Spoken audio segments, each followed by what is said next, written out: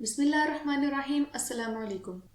7ویں اور 8ویں صدی میں مسلم فوجوں نے جزیرہ عرب سے نکل کر ایک بڑی اور طاقتور سلطنت کی بنیاد رکھی جو شمالی افریقہ، شام، فلسطین اور اسپین پر مشتمل تھی۔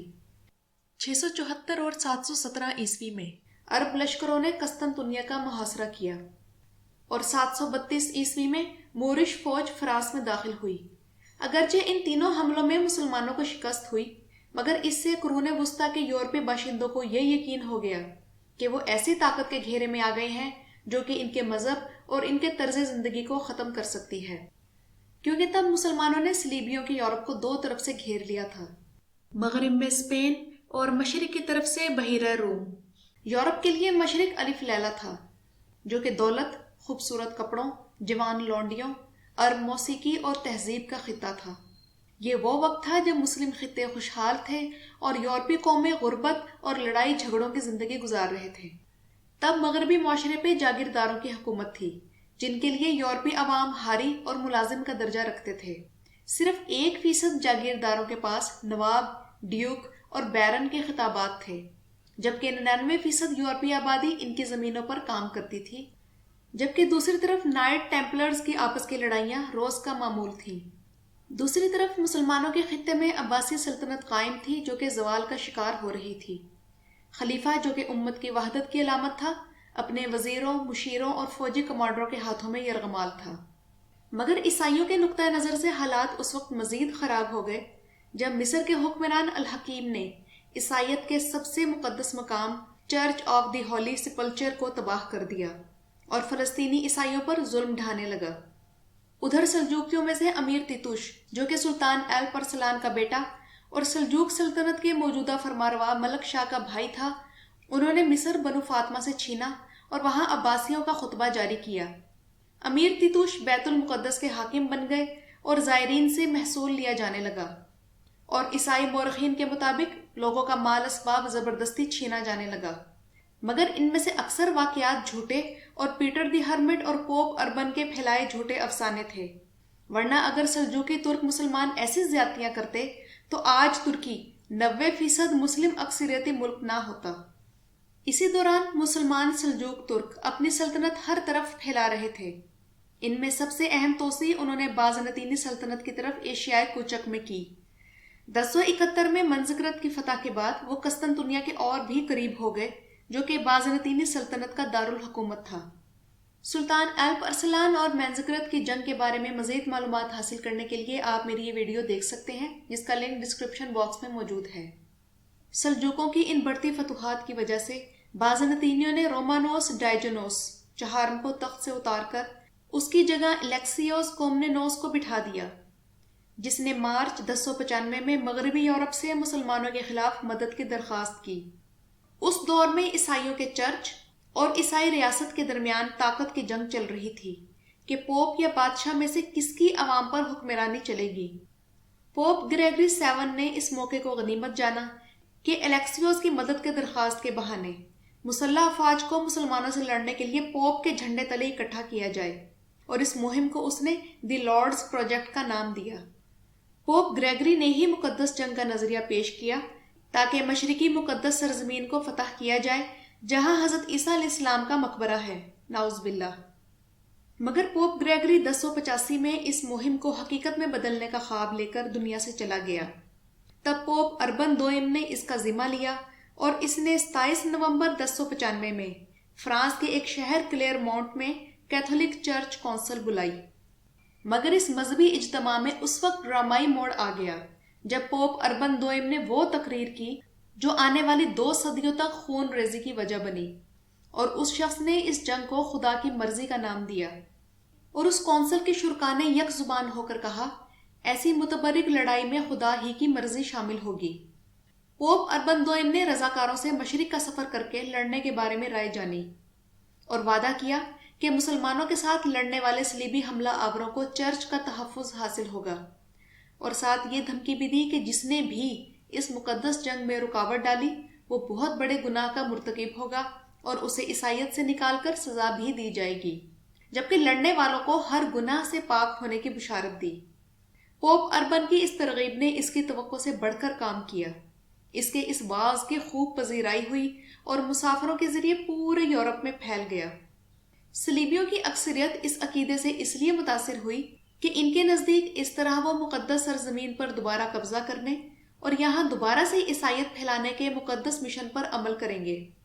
ادھر پوپ اربن دوئم کو امید تھی کہ اس تقریر سے وہ ایک پیشہ ورانہ فوج لڑائی کے لیے اکٹھی کرے گا، مگر اس کے حصے میں یورپ بھر سے جاہل کسانوں کا ایک مشتعل ہجوم آیا جو سلجوکیوں کے ہاتھوں فنا ہونے سے پہلے یورپ بھر میں لوٹ مار اور بے شمار درندگی کے واقعات کا مجرم ٹھہرا۔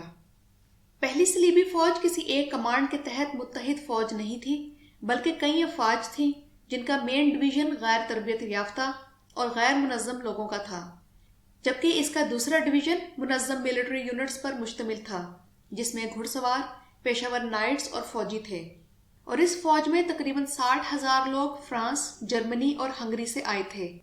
پیٹر دی ہرمٹ یعنی پطرس راہب بھی اس جنگ کا اہم کردار تھا۔ یہ وہی شخص تھا جس نے بیت المقدس کے عیسائیوں پر مسلمانوں کے تشدد کے افسانے تراشے اور اٹلی، فرانس، جرمنی اور تمام یورپی ممالک کی سڑکوں پر خون آلود صلیب لیے اپنے گدھے پر سوار روتا پھرا کہ مقدس سرزمین کو مسلمانوں سے چھینو۔ بلکہ اس کا یہ بھی دعویٰ تھا کہ اسے حضرت مسیح علیہ السلام کا ایک خط بھی ملا ہے جو کہ آسمان سے اس پر گرا۔ جب پوپ اربن دوئم نے بھی اس کی تائید کی تو جنگی ماحول پیٹر دی ہرمٹ کی وجہ سے پہلے ہی سازگار تھا، تو سارا یورپ ثواب سمجھ کر لڑنے پر آمادہ ہو گیا، اور اسی مقدس سرزمین کو چھڑانے کے لیے تبھی صلیبی جنگوں کی ابتدا ہوئی، جہاں ان کے عقیدے کے مطابق ان کے روحانی بادشاہ نے اپنے آسمانی تخت سے اتر کر انسانی جامہ پہنا تھا، اور جہاں ناؤز باللہ خدا کے بیٹے نے برسوں صبر کے ساتھ مشقت کی، بیماروں کو تندرست کیا اور مردوں کو زندہ کیا، اور یہ کل زمین سیدنا مسیح علیہ السلام کے قدموں کی برکت سے متبرک ہو گئی۔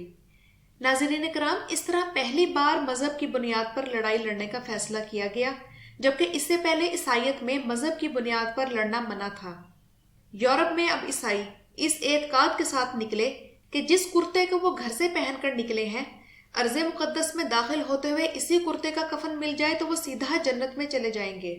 ایسے ہی جذبات عمرہ اور رئیس خاندان سے تعلق رکھنے والے لوگوں کے تھے، اور انہوں نے صلیبیوں کے کھانے پینے اور راستے کی تمام منزلوں کی رہائش کا خرچ اپنے ذمے لے لیا۔ مذہبی جذبات اس حد تک بڑھے ہوئے تھے کہ اگر کوئی صلیبی راستے میں مر جاتا تو رشک کی نگاہ سے دیکھا جاتا کہ یہ اپنے گناہ دھو گیا ہے، جبکہ راستے بھر میں تبرکات کے فروخت کا کام بھی عروج پر پہنچ گیا۔ اس صلیبی جنگ کے حوالے سے پہلی مہم روانہ ہونے کا شیڈول پوپ اربن دوئم نے یہ جاری کیا کہ 1096 کے موسم بہار سے یہ فوجیں کوچ کرنا شروع کر دیں گی، مگر کچھ سرپھرے عیسائیوں نے موسم بہار کا انتظار کیے بنا ایک بوڑھے راہب پیٹر دی ہرمٹ کی سربراہی میں فوری طور پر روانہ ہونے کو پسند کیا۔ یہ سرپھرے اگرچہ جوشیلے تھے مگر غیر منظم اور غیر تربیت یافتہ تھے۔ جنگی جذبات اس جنون کی حد تک پہنچے ہوئے تھے کہ تب سینے یا شانے پر صلیب کا نشان بنا لینا کاشتکار کو زمیندار کے پنجے سے چھڑا دیتا، اور ہر قسم کے مجرم کو قید خانے سے آزادی دلا دیتا، اور قرض دار کو قرض کے سود سے نجات مل جاتی۔ اس مہم پر جانے والے رؤسا اور سپاہی اپنی جائیدادیں بیچ کر گھوڑے اور ہتھیار خریدنے لگے، جس سے گھوڑے مہنگے اور جائیدادیں سستی ہو گئیں۔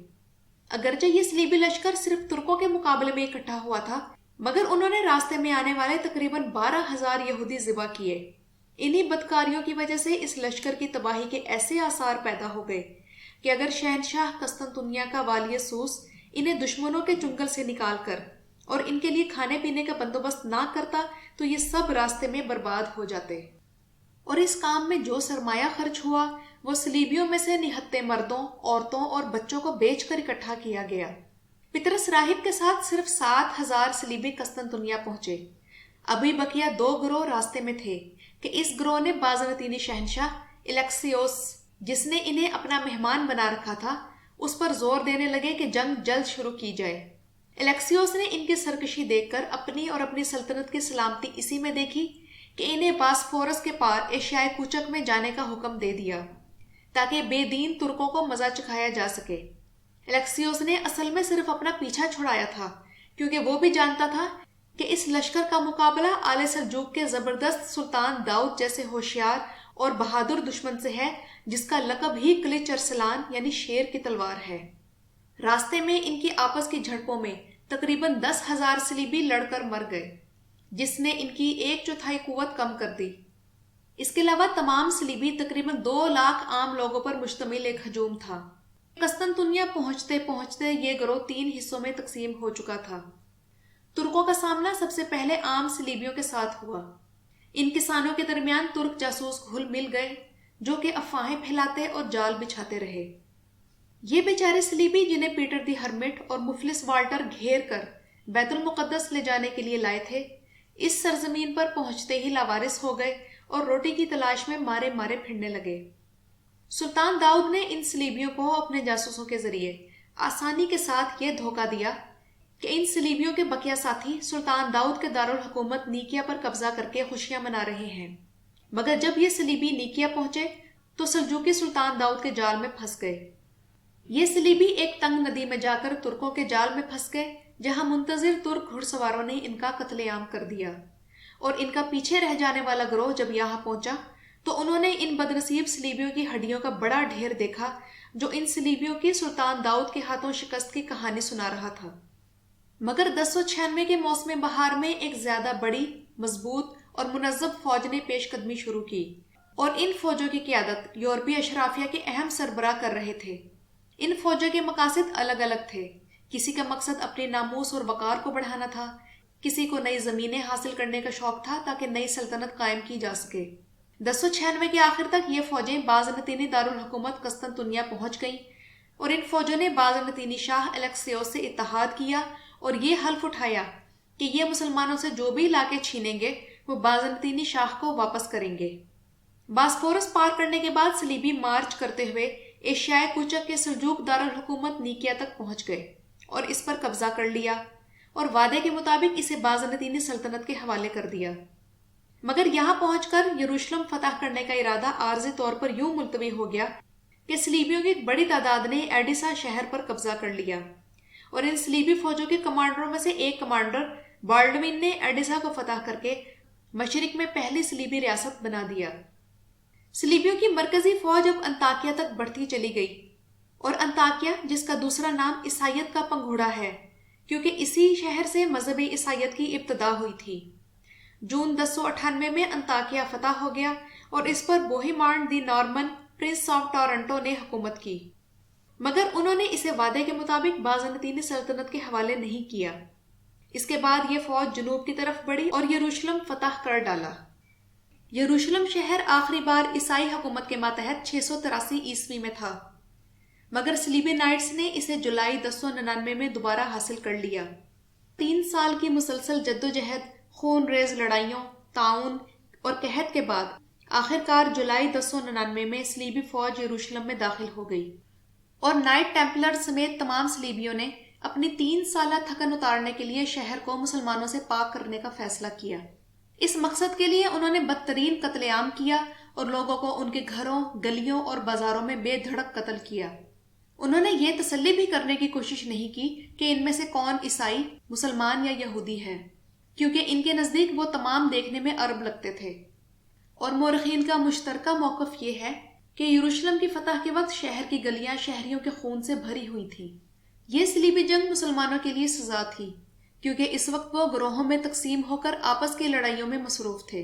یروشلم فتح کر کے صلیبیوں نے اپنا مقصد حاصل کر لیا، مگر یہ ابتدائی کامیابی زیادہ عرصہ نہ رہی، اور جب مسلمانوں نے دوبارہ انگڑائی لی تو اگلی 2 صدیوں کے لیے مزید صلیبی جنگوں کے لیے میدان تیار ہو گیا۔ اور ناظرین کرام، پوپ اربن دوئم اس جنگ میں صلیبیوں کی فتح کی خبر سننے سے پہلے ہی 29 جولائی 1099 کو مر چکا تھا۔ ویڈیو کے متعلق اپنی رائے کا اظہار ضرور کیجیے۔ ویڈیو دیکھنے کا شکریہ۔